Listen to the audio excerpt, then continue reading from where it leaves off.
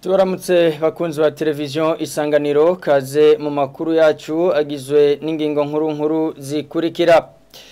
Ivyiyumviro si bimwe mu migambwe ku muti w'iduga ry'ibiciro vy'ivyankenerwa mu masoko harimwo n'isukari, mu gihe mu mugambwe Kodebu iragi ryandadaye bipfuza ko leta yo kwicarira vyimazeyo ibijanye n'urudandazwa muri MRC Rurenza Ngemero ho bagaruka ku gusubira kunga ubucuti n'abahoze bafasha Uburundi.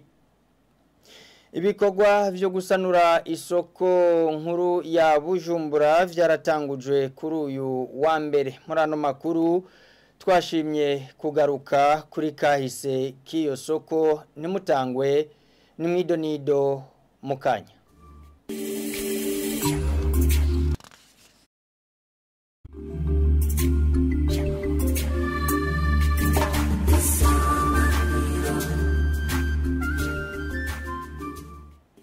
Amakuru yacu tuyatangurire mu gisata c'amagara y'abantu, guheraheza intumbero y'igihugu ijanye no gushiraho uburyo bwo gushigikira igisata c'ubuvuzi hamwe no kwemeza umugwi mpuzabisata ujejwe gukurikirana ishigwa mu ngiro z'ivyasabwe mu biganiro vyo ku rwego rwo hejuru ijanye no gushinga uburyo bushigikira igisata c'ubuvuzi. Nivyo bikorwa nyamukuru bisigaye kugira umugambi wo kuvuza abantu bose uje mu ngiro.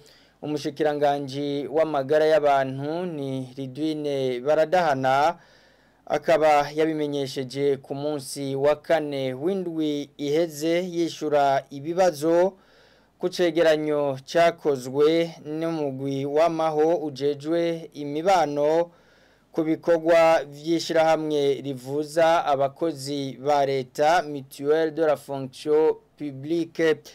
Ni mu gihe bamwe mu bashinga amateka babona ko gushigikira ubuvuzi ari kibazo ku banyagihugu, bagasaba ko uwo mugambi woshigwa imbere. Jean Dodier Irakoze niho yarari. Burya abarundi si benshi bafise accès aux soins médicaux uyu munsi. Uyo ni umwe mu bashinga amateka bifuza kumenya aho umugambi w'uko abantu bose bashikira ubuvuzi ugeze. Mvuyekure Lazare yatowe mu ntara ya Gitega asaba ko uwo mugambi wo kwihutishwa agafatira ku ngorane zo gushikira ubuvuzi. Burya abarundi si benshi bafise accès aux soins médicaux uyu munsi. Sinzi ko muri abiverifi hariya mu gihugu mu ruguru hariya tuba mu mitumbi wacu ibintu bijanye na accès aux soins de santé.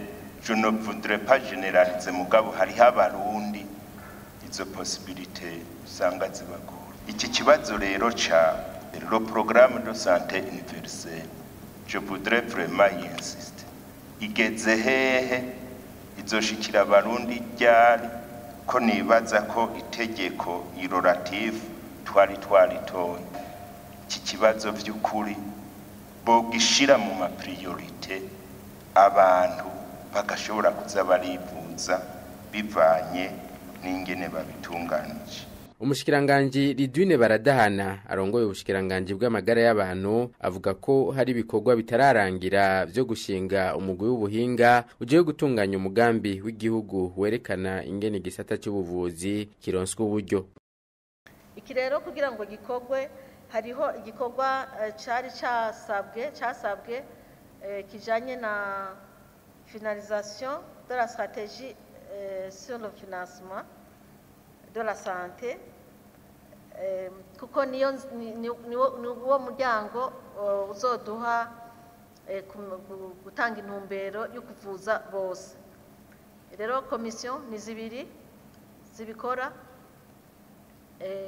hariho commission de pilotage na commission technique. Comité de pilotage yarashizweho ariko comité technique ntirahera iracakosorwa, ni kuvuga ico gikorwa rero tukiriko. Iyo komite nizo cikora finalisation de la stratégie nationale de financement de la santé. Yongera ko hari n'umugwi uhurikiyemwo ibisata bitandukanye utaremezwa n'umushikiranganje wa mbere usanzwe ari nawo uzokurikirana ivyasabwe kurangurwa mu biganiro vyo ku rwego rwo hejuru muri ico gisata. Hariho kandi n'ibikorwa bibandanya kuko umuconsultant yadufashije twahawe na EAC qui est financé par le Fonds mondial yadufashije kugira ya dialogue national sur le financement de la santé aracafise contrat akontororwa na EAC urumva ni multisectoriel rero yacarongora umugwi technique kugira bashireho feuille de route pour la mise en œuvre des recommandations ici du dialogue national sur le financement de la santé hasigaye ko mu byo yapropoje umushikiranganje wa mbere ashira ku mukono le comité multisectoriel izoguma ikurikirana yuko ivyavuye muri bijya biganiro bizogenda bishirwa mu ngiro. Ubwishyirahamwe mpuzamakungu rijejwe amagara y'abantu OMS isi ntiri mu nzira nziza kugira ishikire ihangiro ryo mu mwaka wa 2025 rivuga ko abantu bangana no mu miliyaridi biyongera ku basanzwe baronka ubuvuzi vyoroshe hamwe n'amahangiro y'iterambere bifatanye yo gushika mu mwaka wa 2030. Makuru yacu cyabandaniriza mu gisata cy'ubudandaji umugambwe Kodebu iragi ryandadaye ngo waratangajwe n'ingene isukari yadugijwe ibiciro ukabona ko n'insiguro zitangwa n'ishirahamwe Sosumo risanzwe rihingura isukari zidafashe. Kefa Nibizi arongoye uwo mugambwe Kodebu akaba avuga ko ari bije kuvuna abanyagihugu basanzwe bugarijwe n'ubuzima buzimvye kubwiwe ngo leta ikwiye kwicarira ibijanye n'urudandazwa kugira agwisukari kuko ngo ingaruka zizoba nyinshi na cyane cyane ku biciro by'ibindi bidandazwa bikenera isukari.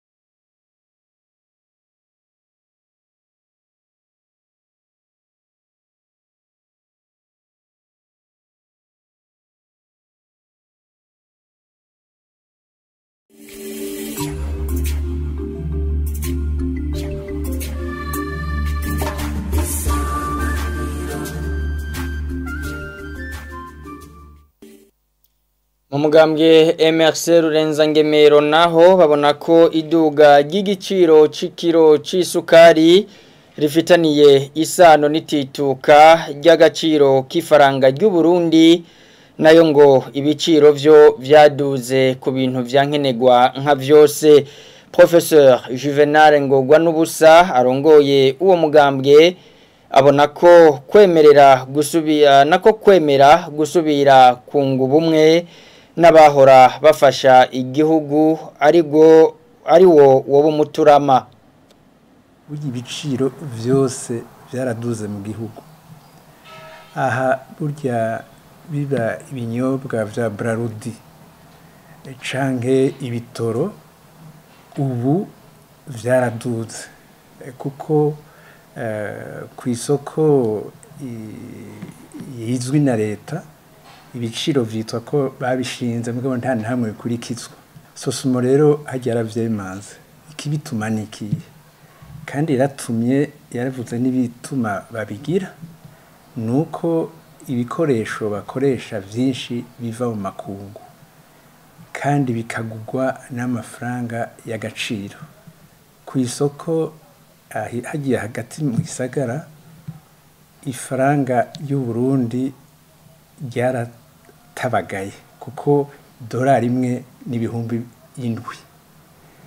uravye igiciro ca Sosumo ibihumbi 8 mu vy'ukuri ni dolari imwe ingorane nuko ifaranga ryacu ryakorotse hanyuma twagerageza gusaba yuko leta yofata ingingo yuko ifaranga ry'u Burundi isubira kunaga kuko rinagishwa n'amafaranga y'agaciro bakatubwira ngo nidushore hanze yego nivyo turakwiye gushora hanze ivyo turonse none igihe ifaranga ryacu ritari bwatabagare gutya imbere y'ibihumbi 2010 ugira aho twashora menshi ngi twashora hanze vyinshi ahubwo twarasahirizwa n'abadufasha kuva kera gushika naho amafaranga leta yakoresha igice cayo cava mu mafaranga y'agaciro avuye hanze jewe uko ndabibona ibi biciro ndibiduzwa nuko ibintu bibuze biduzwa nuko amafaranga yo kugura ibibikora tutayaronka muti wavyo rero ni politique turakwiye ahubwo gusubira kumvikana n'abahora badufasha kugira ngo amafaranga acira garuke hanyuma ifaranga ryacu risubire kunaga ibiciro bimanuke mpejeje kumenya rero ko ijwi rya Kefa Nibizi arongoye umugambwe Kodebu ritabaye ricyumvikana neza mbere tukaba tugiriye ko tubasaba mu dutunge ariko nari nababwiye ko umugambwe Kodebu uvuga ko watangajwe n'ingene isukari yadugijwe ibiciro ukabona ko n'insiguro zitangwa n'ishirahamwe rihingura isukari Sosumo zidafashe Kefa Nibizi arongoye uwo mugambwe Kodebu avuga ko ari bije kuvuna abanyagihugu bari basanzwe bari mu buzima buzimvye kubwiwe ngo leta ikwiye kwicarira ibijyanye n'urudandazwa rw'isukari kuko ngo ingaruka zizoba nyinshi na cyane cyane ku biciro by'ibindi bidandazwa bikenera isukari mu gisata cy'inyubako tubandanya nano makuru yacu imyaka iri hagati y'itandatu na 8 nico kiringo cyatanzwe kuri uyu wa mbere na societe Ubaka Nation Group kugira ngo inyubakwa nshasha z'isoko ya Bujumbura zizobe zarangiye ibikorwa bikazotwara amafaranga yababa imiliyaridi 500 y'amarundi iyahoze ari soko nkuru ya Bujumbura rero yari yubatswe muri hegitari 3 ikaba yakoreramwo abadandaza bababa ibihumbi 7 isubigwamwo giyo soko ryagiye rigarukwako mu nama shikiranganji zitandukanye Mireille Kanyange nawe abigarukeko Isoko nkuru ya Bujumbura yari yuguruwe icese mu 1994 yubatswe ku mafaranga arenga umuriyaridi w'amafaranga y'amarundi. Iyo soko yari yubatse ku mahegitari 3 yarimwe abadandaza bababa ibihumbi 7 itunganywa ryayo ryari ifiswe mu ntoke na societe Sojemak mu kiringo c'imyaka 30. Iyo soko ikaba yahiye ku igenekerezo rya 27 ukwezi kwa mbere 2013 maze gusha ababuriyemo ibyabo bamwe bararonse ibibanza byo gusubira kudandarizamwo nko mu isoko ya Kotebu abandi bakota ibibanza hafi yahahoze iyo soko mu magaleri hari kandi abataronse aho basubira kudandariza iyubakwa ryayo ryagiye ririgwa mu nama nshikiranganje zitandukanye aha twovuga nk'iyo mu kwezi kw'icenda umwaka wa 2018 aho hamenyeshejwe ko hari societe yo mu gihugu c'Ubushinwa yatsindiye isoko ryo kubaka inyubakwa igeretse 5 ifise parking y'imiduga iri hagati y'amajana 4 n'amajana 5 hamwe n'ibibanza by'ahokorewe inama n'ibindi yubakwa ryahoze isoko nkuru ya Bujumbura ryarashizwe kandi ku rutonde rw'ivyigwa n'inama shikiranganje yo kuwa 18 z'ukwa 5 2022 aho hamenyeshejwe ko ibuye rya mbere ryo gutanguza izo nyubako ryari gushigwaho mu kwezi kwa 4 2023 muri iyo nama shikiranganje hanamenyeshejwe ko inyubako nshasha zari kwinjirwamwo mu kwezi kwa 4 2026 aho ishiramo ry'amabanki ryari ryamenyesheje ko rizo bazoshira umutahe mu nyubako ry'iyo soko n'igicapo caryo cari carashizwe ahabona nk'uko mu bushikiranganje bw'inyubako babimenyesheje mu ntango z'uno mwaka. Ibikorwa vyo kubaka aho hahoze isoko nkuru ya Bujumbura bikaba vyaratanguye kuri uyu wa mbere bikazotwara imyaka iri hagati y'itandatu na 8 nk'uko societe Ubaka Nation Group yabimenyesheje. Kanyange urakenuye imigambi 173 yatwaye uburyo bungana hafi imiliyaridi 2 z'amadolari muri iyo mu gisata cyo gutwara abantu n'ibintu niyo yafashwe mu mugongo ni banki ya Afrika yo kwiteza imbere mu Burundi kuva mu mwaka w'igihumbi kimwe amajana 968 bishikirizwa na Pascal Yembiline aserukira iyo banki mu Burundi hatanguzwa kuri uyu wa kabiri ibikorwa byo guhimbaza imyaka 60 iheze iyo banki itanguye imirimo. Damas Bakuranimana umunyamabanga ntayegayezwa mu bushikiranganje bw'ikigega ca leta avuga ko Burundi bushimuko bukorana n'iyo banki. Sheila Irambona Mwijambo ry'intangamarara userukira banki ya Afrika yo kwiteza imbere yagarutse ku migambi yafashwe mu mugongo n'iyo banki kuva itanguye gukorana n'u Burundi. Kubwiwe iyo migambi yarafashije cyane abarundi.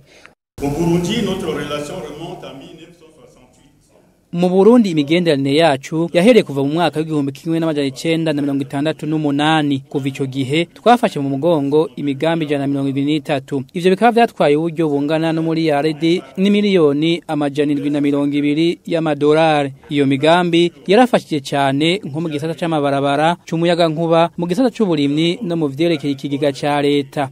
Ivyo vyose bikora kugira habe impinduka mu gihugu.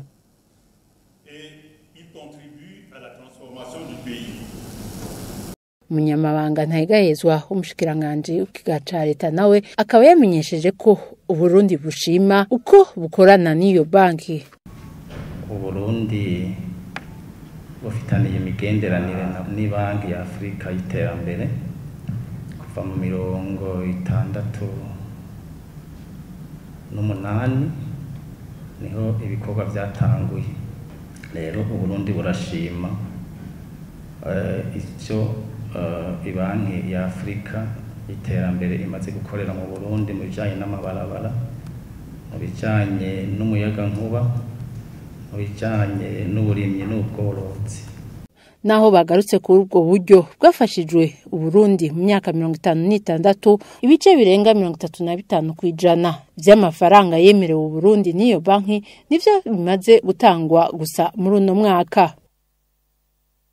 Sheila Irambona nawe urakenuye. Aha niho duce dusozerera amakuru twari twabateguriye. Mwakoze kuba mwari kumwe natwe mubandanye muryoherwa n'ibiganiro vya televiziyo Isanganiro.